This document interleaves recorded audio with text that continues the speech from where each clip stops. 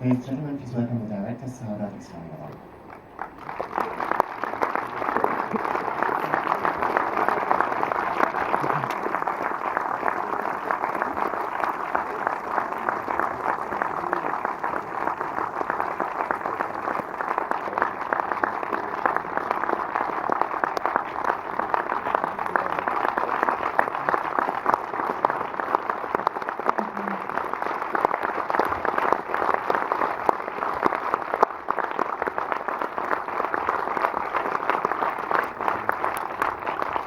Thank you.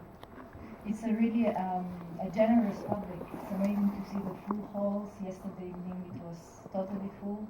Today it's impressive, so it's very important. Thank you very much.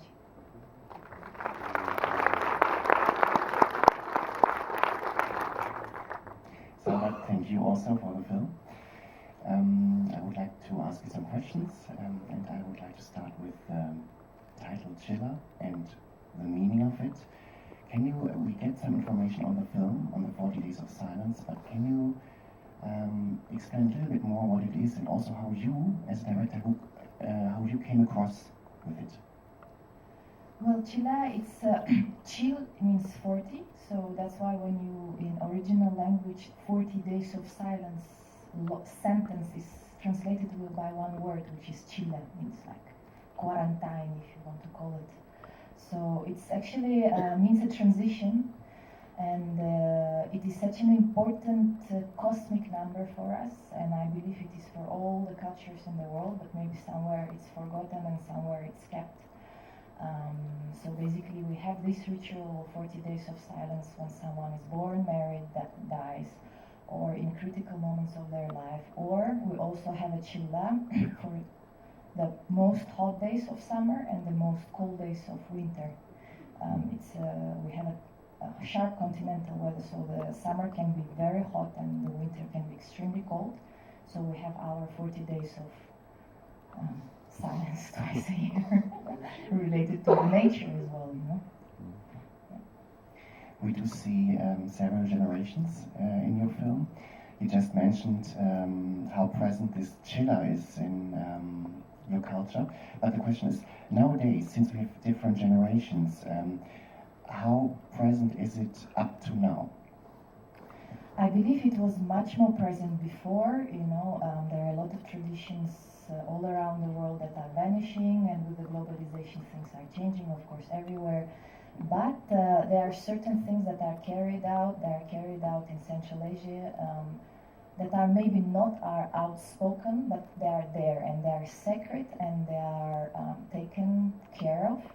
And we, how you say it, we go for help if we need back to our traditions, and that's where it's there. So for me it's there and it's living, and when you, even if people don't speak about it and they don't show it, since it's a sacred ritual, if you know how to talk with people, you can find out that people are very aware, they take care of this ritual as something sacred and very special.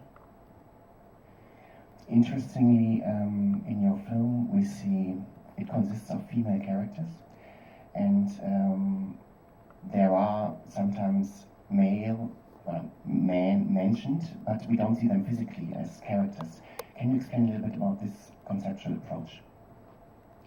Well, as this is a very personal film, so and I was brought up by my grandmother that shared a lot of knowledge and sensitivity somehow related to the female part of my family, so it just came out naturally that all the 4 characters are women. That there are no men, I think that it gives actually a bigger position to men. I think so. You know, because when you don't see something, it creates more imagination. And in reality, we hear and we understand that how much they are dependent on men, even though we don't see them. I think it was a very important move for you to cast the 4 or the women, the female characters. How did you find them, and who are they in real life? The main character, Bibicha, it's a wonderful girl that was finishing her school. She has a cinema background, I have to say. Her mother is an actress, and the father is a scriptwriter. So she never acted, but she has a talent naturally, you know. So when we tested her, it was impressive because she has a capacity to improvise, you know, and I haven't seen in other girls. And I was impressed by her hair. You know, that was quite important. The grandmother was, you know, we spent several months going from village to village, like asking where are there any grandmothers, you know, because I didn't want to work with actress for the grandmother. I was looking for someone natural, someone. And from the beginning, it was very clear that it will be her house, her granddaughter. It will be her smell, you know, that will be communicating to me and her story somehow. So we've seen all type of beautiful grandmothers. And there was this one that when I saw her, it was clear that it was her, and she was called Saodat, and she told me, okay, we have the same name, let's do something together, you know. So it was just like that. And Hamida, she's the only professional actress that was educated in Moscow. It's probably one of the last generation of Central Asian film industry related professionals that were educated in Moscow during the last years of Soviet Union. So she's an actress that works in the theater. This talk is open to your questions as well. If you have questions, please give us a sign. You will get a microphone. I think there is a question in the center over there. And the little girl? The question over there. And the little girl? The little Tell us girl? about the little girl. Yeah, she's the granddaughter of the grandmother, so it was a pack, you know, like the day I find the grandmother, there will be granddaughter, the house, the village, and yeah.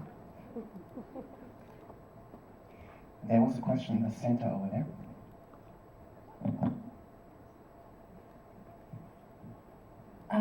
The use of the radio broadcast was an important device. How likely is it that such a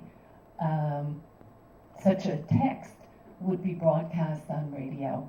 I mean, is the prevailing society really, if that's a public radio or a private radio, is there an effort to promote women's issues? It sounded pretty feminist to me, and I'm just wondering if that was really a realistic thing that these women would have heard on the radio.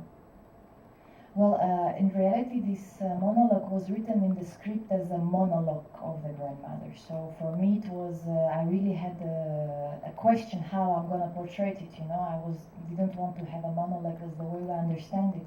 So I wanted to be attached and detached at the same time. So to leave also a space to audience the way they listen to this story and how they related to the other characters in the film, and also to embrace it differently. So I remember my grandmother always listening to the radio, like from my first memories. And there were a lot of radio novellas.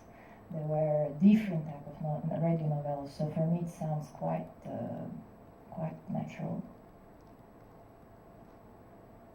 Hello, thank you very much for the beautiful Where are talk. you?